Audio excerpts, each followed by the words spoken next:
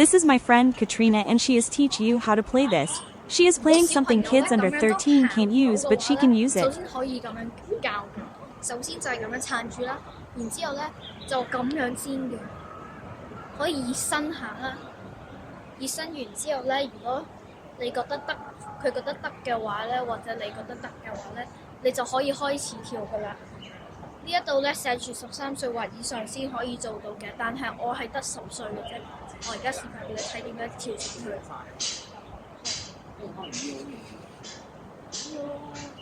咁樣可能會有少少震。如果想攬埋隻腳上去，可以慢慢咁樣擺上去。如果都係咁樣擺唔到嘅話咧，咁就試下可以咁樣擺落去，將隻鞋先穿過去。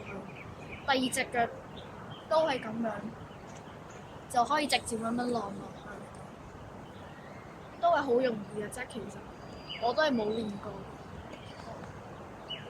如果你要落翻嚟嘅話咧，就可以咁樣落嚟嘅，咁樣就可以直接跳落嚟啦。但係如果好驚嘅話咧，就可以咧用。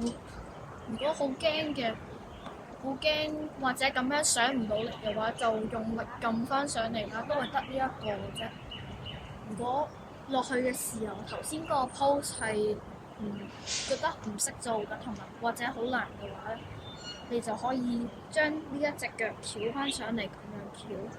然之後，如果掂唔到嘅話，用隻手撐住先。